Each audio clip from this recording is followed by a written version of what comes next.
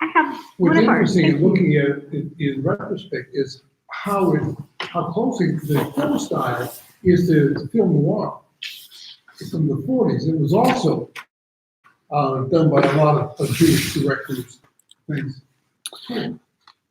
Yes, indeed. So, hello, friends. Session 2, Eye of the Beholder.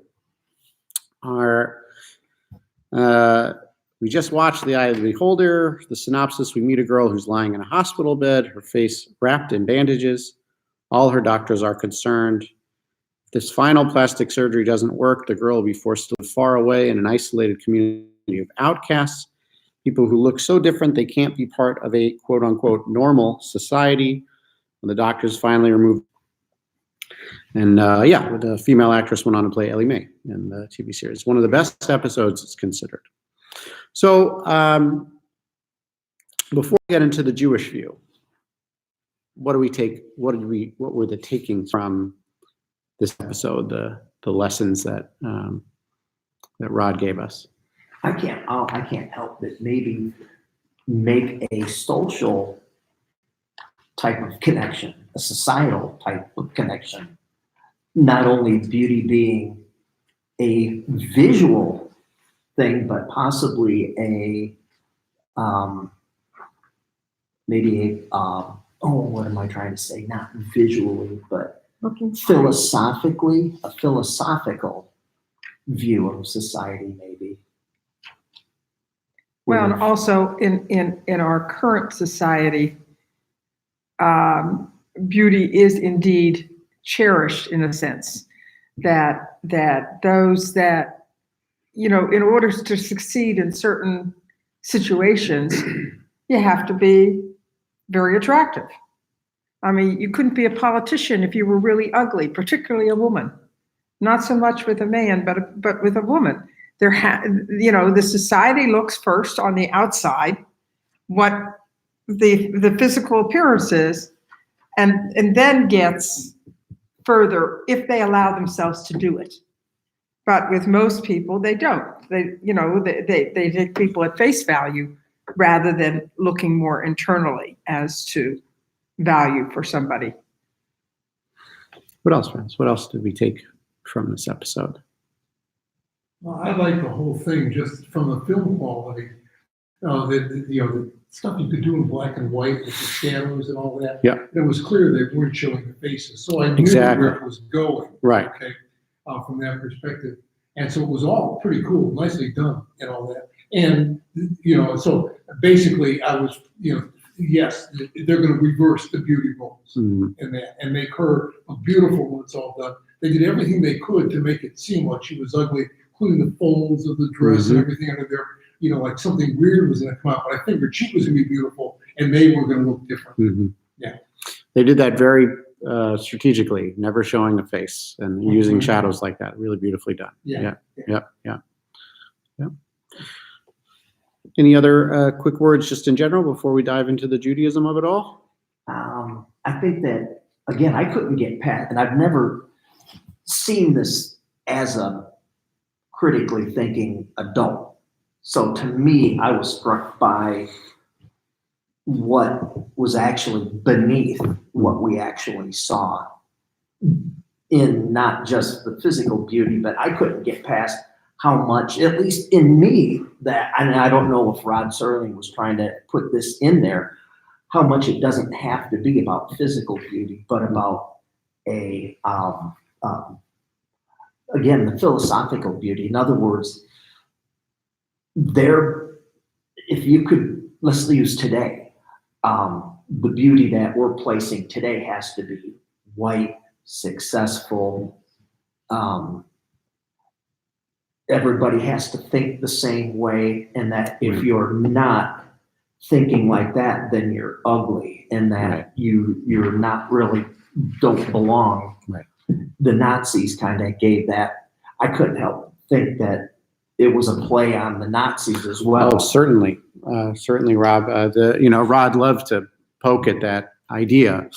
We heard those words, undesirables. That's right. that's a Nazi. That was a Nazi term, and a ghetto and all these other, there certainly in many episodes, he pushed hard against that. And But, I'm watching, so I think I know where it's going, and I'm saying that we're all made in God's image kind of thing, and I figured that was going to be one of the. that is one of the things that we will speak about. Yes, one of the many things that we will speak about. So, so I've got a couple quotes here on the front here. One is Pirkei Avot, one is Psalm 8, and one is from Leo Beck. So would someone like to read where underneath it says, the Jewish view of the self? This is the quote from Pirkei Avot 3:14.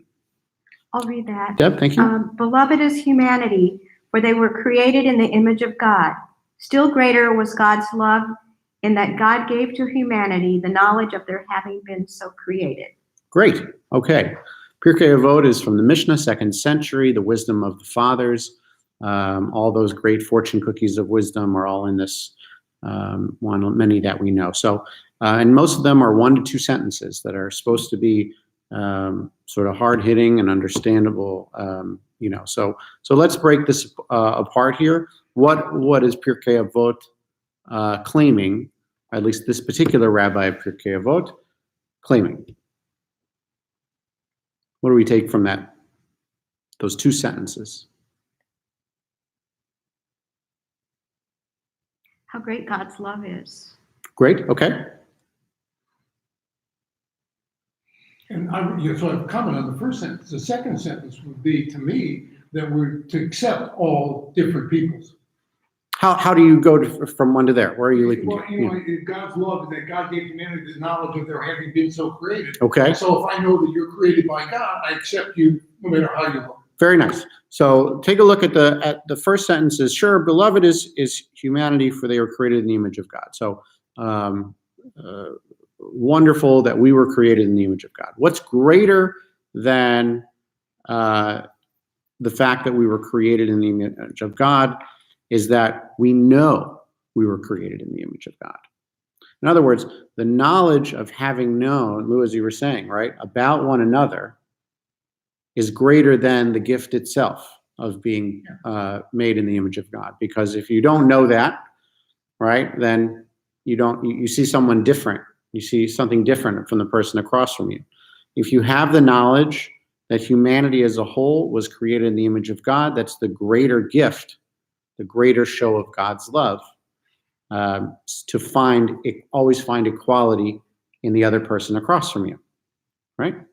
But part of the problem is created in the image of God. Mm-hmm. And whether you perceive the image as the external package or the whole being.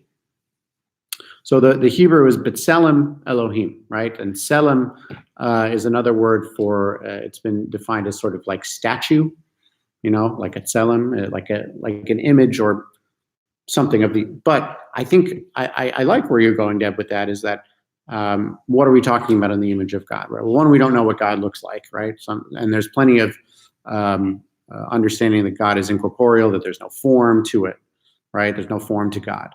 So if God has no form, in the image of God would be something a little bit deeper for what you're talking about, right? What is if it's not on the surface, right? Then what does it mean then to be in the image of God if God has no physical image, we'll just say, right? So let's think about that for a moment. Deb, you were talking about it when you said the whole package. What do you mean? Well, it would be not necessarily how you look on first, on your outside view, but what you are in between, what your thoughts are, what your emotions are, what empathy, all the things that make up an individual and make them unique as an individual, but yet there are common bonds between you and others that have the same or the same basic parts, even though they might be interpreted a little bit differently. So one person might have empathy towards one thing, and one person might have empathy toward another, but it's still empathy. It doesn't have to be identical. Mm-hmm. But somebody has to be, included within their entire being at some level. And this would go for all the parts of a person as far as their personality, their thought process, their, the whole package, not just the external shell. And we saw that a bit with the doctor's speech a little bit, right? He said, underneath all of that grotesque, whatever, he said, I saw her true face. It's a good face, right? It's deeper than on the surface. That follows the same logic, that there's something common and good and what we call the divine spark in each and one of us, right? We may look different on the outside, for many different reasons, but if we are made b'tselem Elohim, in the image of God, and if God is incorporeal and has no form, then we look deeper inside one another and see inside one another. Let's read the second quote and see if we can add to that. Rob, please. Yeah. Thank you. What is humankind that you are mindful? Human beings that you pay attention to them? You have made them little lower than divine.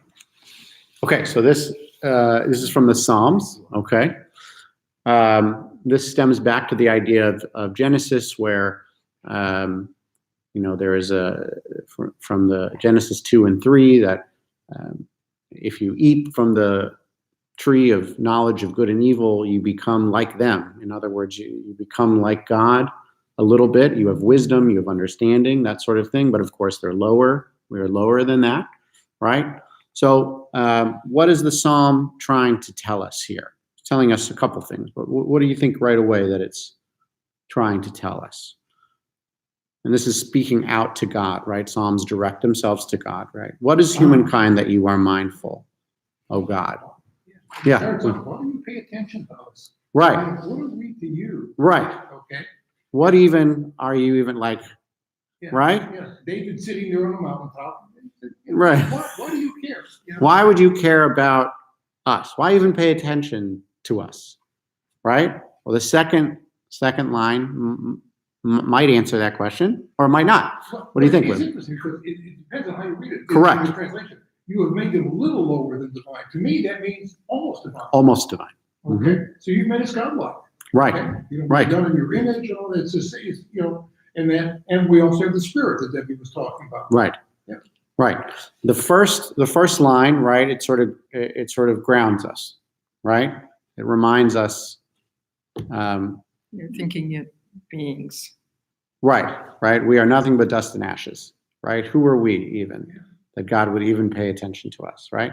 That in itself is unifying, right? The old Talmudic idea is that you carry two notes in your pocket, right? One that says, I am nothing but dust and ashes, and the other that says, this world was created just for me, right?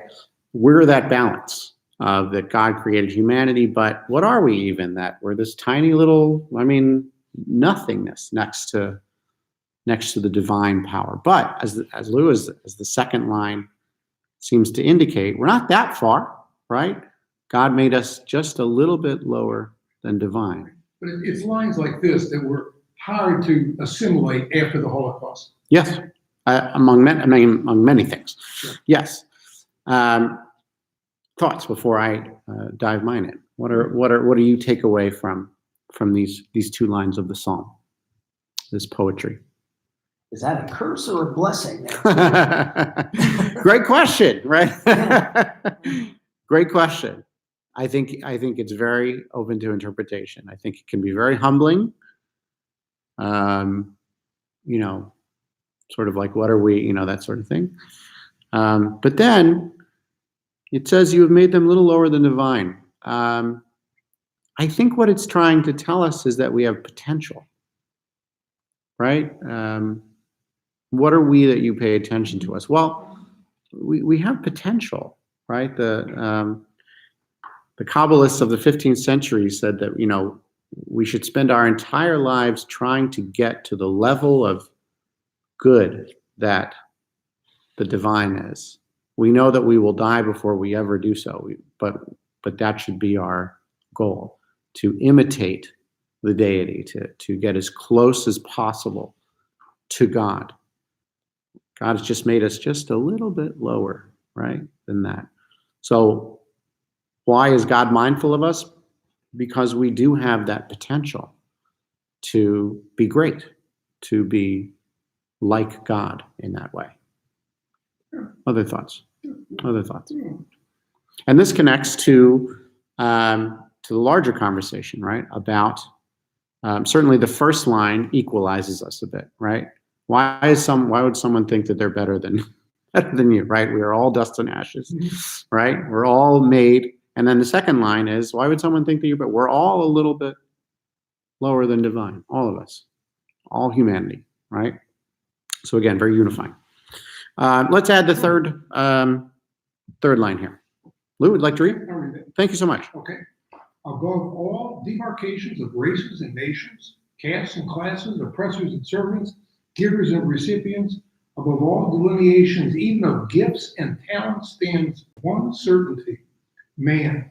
Whoever bears this image is created and called to be a revelation of human dignity. And that's Leo Beck. So again, he's speaking in man as humanity, of course, but interesting to add that to the conversation. But as a relatively more modern writer and Jewish philosopher, what's he trying to say here? So it's the same thing in a way, you know.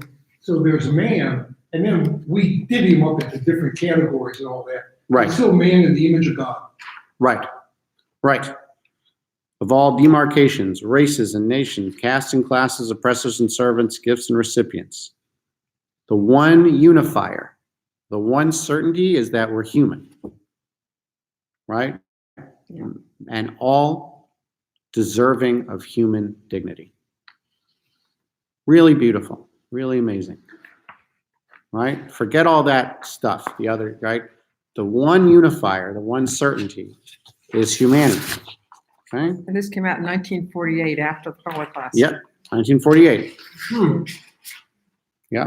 So I was just watching a television program. You made it profound. It's amazing.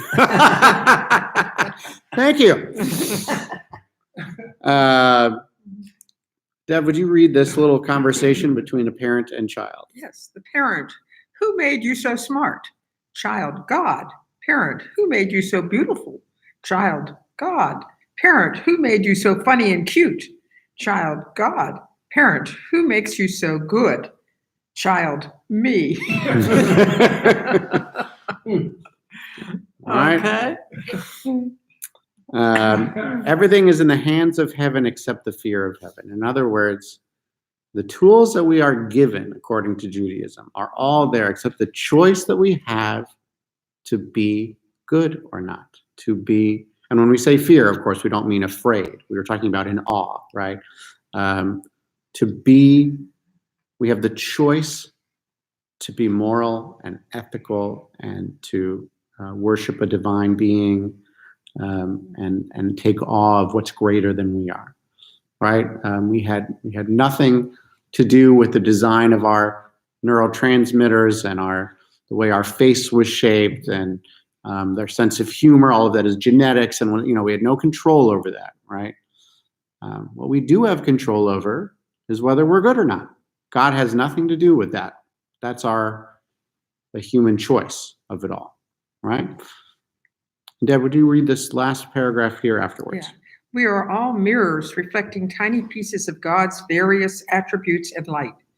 Therefore, we must be careful to acknowledge when a talent exists within us. It's not egotistical to know that you're funny or smart or athletic. It's necessary so that you could be grateful to the one who gave you your strengths, and so that you can make sure to use them uniquely to uniquely improve the world. But it's also important to remember where the talent comes from, so that you don't come to take credit for something that you are not responsible for. Very Jewish idea, right? Certainly things can be learned, right? But there are certain things that come naturally to some people, certain things that don't to others, right? There are talents that certain people have that are born directed towards that sort of thing, right? The idea to keep ourselves on that level playing field is saying, this isn't me, I'm not responsible for it. But at the same time, it's not egotistical to acknowledge those talents within us, right? To acknowledge the gifts that the divine creator has given us, right? If one of us is very good at math and one of us isn't, right? It's not saying I'm better than you. It's saying I'm very grateful to be better at this, to have this natural inclination for that, or athletics, or humor, or whatever it is, right? And that again is the great unifier, the choice that we have as human beings, right? And this goes a little bit deeper than what we were saying before in terms of not on the surface of B'Tselem Elohim, but what we're talking about in terms of trying to be on the inner side of whatever that would mean to be in the image of God. And this is saying, you know, we're equal, but there are differences in us. Some of us are better at other things than others. Some of us are have natural drives towards things, and some of us have other interests and things like that. Some of us are more artistic. Some of us are more left-brained or right-brained or whatever it is. Well, see, it's the whole idea of the tiny pieces. Tiny pieces. So yes. we don't all get all the same tiny pieces. Correct. We get different tiny pieces, which makes us unique. Absolutely. Absolutely. And I'll give you a personal example is that my twin sister and I feel were born with one brain that was just split into two, right? I am completely right-brained and she's completely left-brained. I cannot stand things like math and statistics. That was my sister's major in college. I have no idea why she would do that. Whereas English and, you know, and these sort of things, you know, were all mine and she hated it, you know. So little tiny pieces. And as you said, the variant ones, right? So this is fascinating because these two, the philosophies here are saying, yes, we are all equal, but also we're all different a little bit. But the unifier is God, right? If we think that all of these tiny attributes and light come from the same source, then the differences are and how would we word it, right? I mean, you have differences about us, but at the same time, they come from the same source, meaning there is a unifier of some kind in which we must place ourselves. Right? Thoughts? Boy, there's a lot there. There's a lot there, right? And that's okay, right? Yeah. The point which the doctors and the great leader of the Twilight Zone episode missed, right? And he says, conformity, conformity, conformity. He's banging on his gavel, conformity. But he's missing the point that the great conformity, the great unifier is the gift giver, right? The divine creator. And so that all of us look different and have different things, but that doesn't mean, so you can look at it both ways, right? If someone looks different than you, you can say inside that person is the divine spark. We all share the divine spark. Or as this philosophy says, this person is different than I am, but the gifts that they've been given might be different than the gifts I've been given, but they come from the same place, right? Either I way. think our politicians should have to be prepared to take. Well, I got passed over as the spiritual advisor for our president by that held him to by that woman who said the White House is holy ground. So yeah, because I stood there. but think of it, they're in a unique position to actually improve the world, Yes, and Indeed. unfortunately, they tend to think more about improving themselves. right. Indeed. That's why these are such important reminders, right? Yeah. For Jews. Cheshbon HaNefesh. Deb, would you read Cheshbon HaNefesh? Sure. The accounting of our souls, self-criticism, can be beneficial for him, her, when she thinks of ways to improve. The Torah gives intrinsic meaning to all life, regardless what he or she can or has achieved.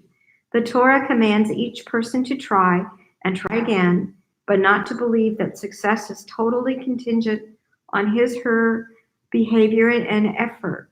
When this belief is in place, a person will not experience anger or depression, even if that person fails. Nowhere is a Jew commanded to succeed, but rather to act according to the commandments of the Torah. The person acts, and God decides which path history will take. Totally different philosophy. Mhm. What do we think? But still a Jewish philosophy. So all of these go together somehow. what is this one trying to tell us? Cheshbon hanefesh literally means the accounting of your soul, right? Making sure you look inward and you take the accounting of your soul. Ways to improve your efforts at maybe improving the world or helping others around you. Okay. Tikkun olam, I guess, for lack of better words. So the Torah commands each person to try and try again, but not to believe that success is totally contingent on your behavior and effort. So you don't have to save the world as long as you maybe save it one person at a time. Well, that's a very Talmudic idea, right? When you save one person, you save the world. But listen to what it's trying to say, which has been different from the philosophy that we've been talking about here, right? Before, we're talking about there are tiny pieces of God's various attributes, but we have the choice to be good or not and all those sort of things. This is telling us that success in what we do, part of it we can take responsibility for, but part of it we cannot. Part of the effort has nothing to do with us, right? And if we believe this is interesting. It says if we fail, you don't get angry or you don't get depressed because you say, well, that must not have been where God guided me to go, right? The Bible's filled with that. Filled with that, I mean, yes. Even Moses. I mean, he Right. had to go through 9 plagues before Right. he fought, so it was always dismay or defeat. You just keep going. Right. You know? So what do we think about that? That there is something uncontrollable beyond our scope to know where we are headed. But when she was reading this, I was thinking about the program. Good. Yeah. And so Linda, you tell that to Linda, whatever happens, it's not your fault. You try. Right. I will try to reform your face, but if we can't, it's not your fault. You go off and blah, blah, blah, and do it. Right. So there are things that are just simply beyond your control, right? A rather comforting thought at times, right? This was beyond my control. This is saying that a great deal of our good and bad, whatever it is beyond our control, and that we must give acknowledgement that there is some sort of path that has been laid for us, right? In some way. Nowhere is a Jew commanded to succeed, but rather to act according to the commandments of the Torah. In other words, if you act morally and ethically, if you follow the commandments, it'll take you to where you're supposed to go. Right? You're not commanded to be the greatest thing ever. Not supposed to. Right? That's not your command. Well, Right. but again, that all depends on what tiny pieces you got. Right. And so they're actually tied together. Indeed. Uh, Say more. Yes. What do you think? Say a little bit more about that, Deb.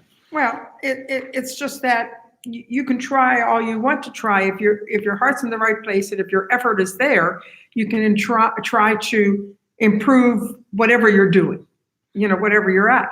But you're only going to be able to go as far as your tiny pieces will allow you to go, Right. in a sense. So God is the limiting factor here as to what you were initially, how you were formed, what makes you unique would also put limits on where you can go and how much you can succeed in what direction. Or the reverse, not limits, right? God provides you with the steps, right? The capability to succeed. But there are also limits. There's only But there going are to be limits. so far you're going to be able to go. But the idea is that you try to achieve the best that you can, but you can't be depressed if you're not the star quarterback on the team. Right. Or if you're not a great opera singer and you can barely hold a note. Right. I mean, that's not the piece that you got. Right. But that doesn't mean that you can't enjoy listening to the great opera singer or, in other ways, be able to support and appreciate that you cannot do yourself.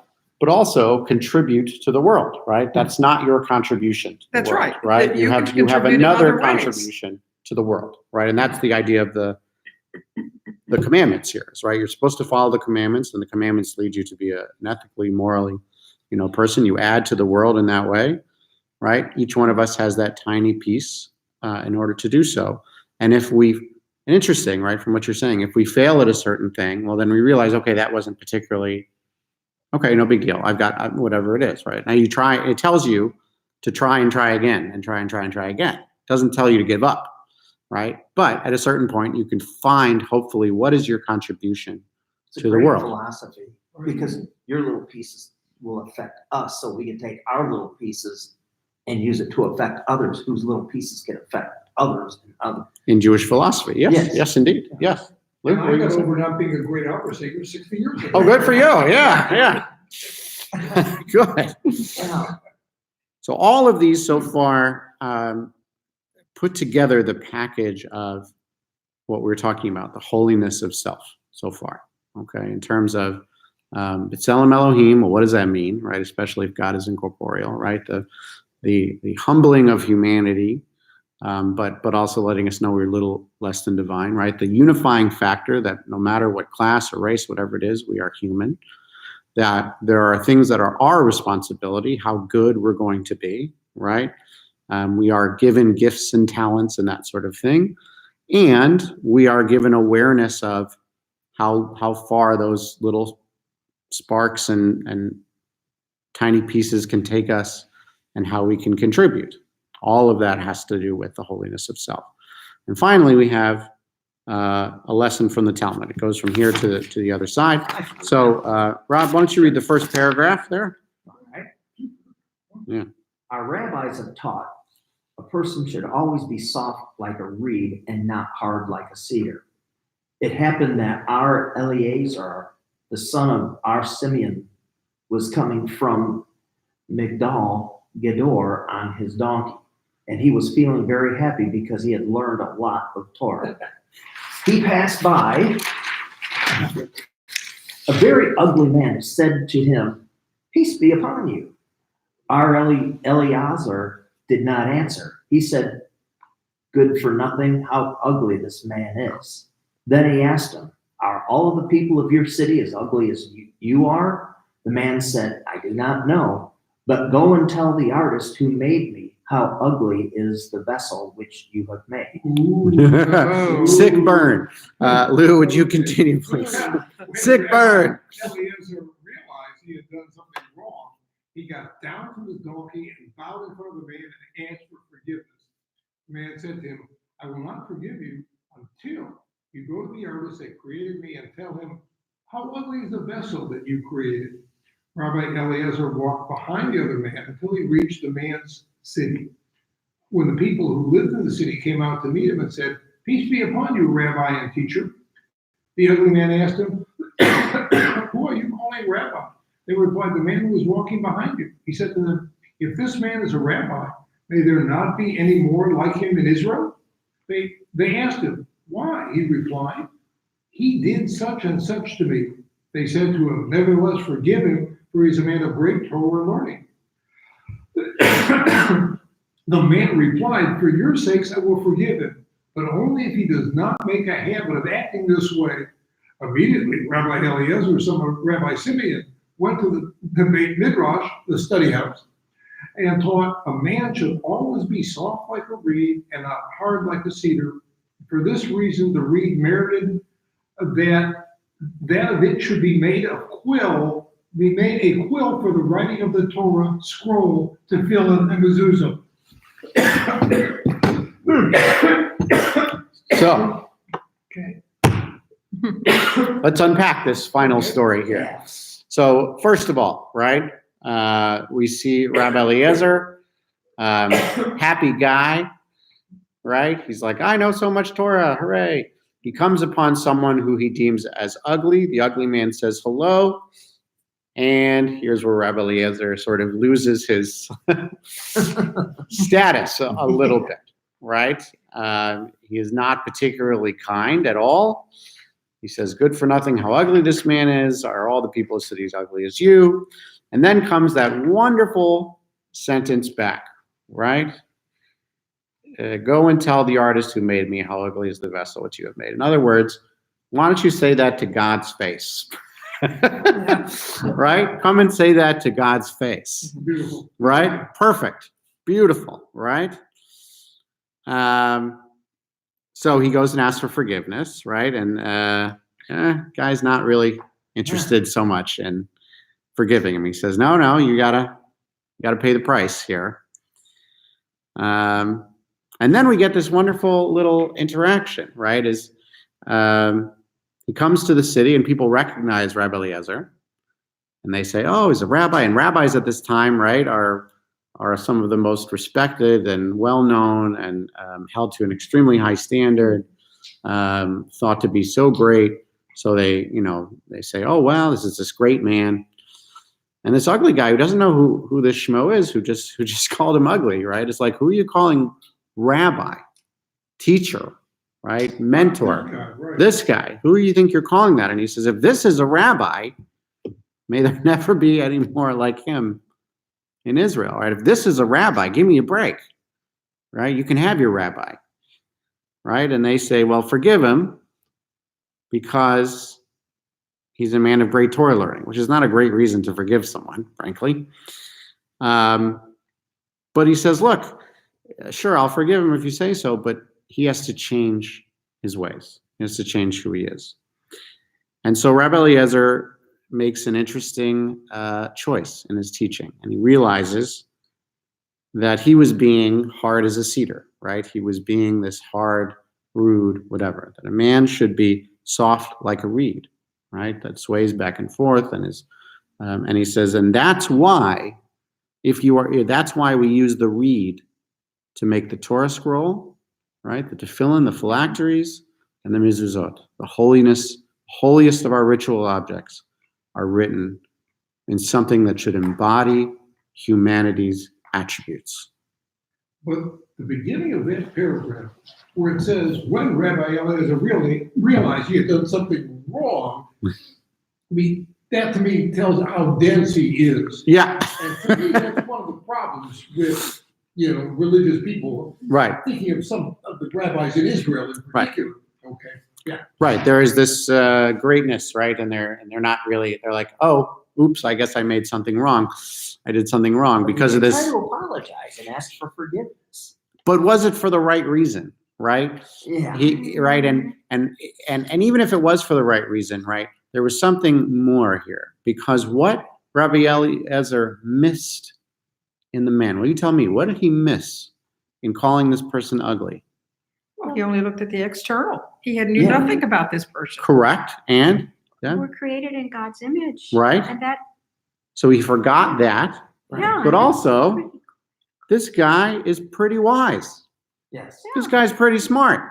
He was able to teach a lesson to the rabbi. So Rabbi Eliezer gets down and he goes, oh, made a mistake, got bested, got burned, whatever it is. Yes. And that's all fine and dandy. But the man who he calls ugly, he needs something more, right? He needs to see that his behavior will change, because this is, it's an aspect of, saying you're going to be hard as a reed or hard as a cedar or soft as a reed, right? Rabbi Eliezer embodied an attribute that was not correct. That was not right. When the ugly man actually affected. Correct. He rabbi. missed seeing who was in his students, who was in the people, right? This was something he needed to correct in Rabbi Eliezer. It's a parable saying that even wise people can make big mistakes. Yeah. Yes. Especially wise people most of the time. And even other people are just below. Right, just below the divine, right? Right.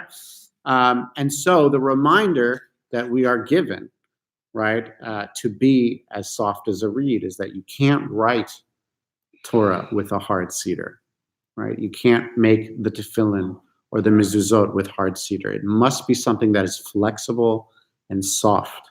So in order to make the most important aspects of Judaism, important Jewish ritual objects, you have to be this way. And so we must embody that as well. right? Soft as a reed, not just being kind, but soft as a reed being our mind can be changed, right? We can learn, we can sway, we're flexible, right? In that way. So all of this, right? Let's go back to our Twilight Zone episode, right? From all of this, from a Jewish point of view and finding the holiness of self, how would we connect it then to eye of the beholder here? Besides the obvious, if there's anything deeper that we have now seen in terms of these lessons, these philosophies of Judaism. Well, the great leader was there proclaiming that everybody has to essentially be the same. Mm-hmm. And that's what the doctor and the nurses and such like that expected to follow the great leader, Right. that everybody should be the same. And this was saying, no, everybody should not be the same, that each person is unique upon themselves. And this goes back to the whole Ayn Rand and some of the, the science fiction, 1984, all these fictional stories of the ideal society. Right. And in the ideal society, everybody behaves the same, everybody looks similar, everybody follows a certain path that is identical, with no free will, no individual thinking, no individual sparks coming out. I mean, that wasn't allowed. And this is basically what the leader was saying, what the people were expecting. And the one time when the doctor was about to express what he did find within her, he wasn't allowed. Right. It was called Express- treason. Yeah. Yes, treason. Right. Treason. The voice of the leader, right, comes from this great, dystopian fascist leader, right? That's the voice that they listen to, right? The voice that we listen to, in a way, is the voice of God, right? And so the messages are quite different, right? We don't bang and say conformity, conformity, conformity, right? We have individuality and a common internal connection with one another, past the surface, right? And what we've seen is it's not just looks, right? Past the looks, past the genetic talent, past race and nation, classes, all of it. You go past all of it and you find the spark of the divine, the unifying factor, the gift giver who provided all of us with all of that. That's the idea there. Other thoughts? This makes my mind race too much. I love that. Yeah. That's a good thing to say. There was another Twilight Zone episode called what was it? Not The Irrelevant Man. The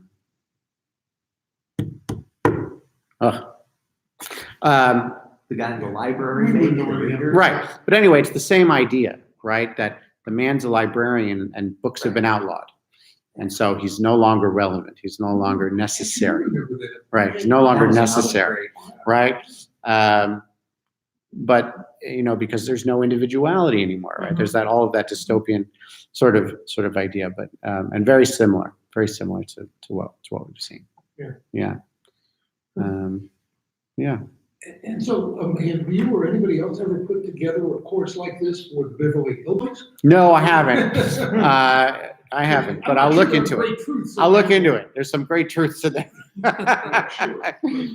And Well, have good. you seen the program that's, I think, on Netflix, Our Boys?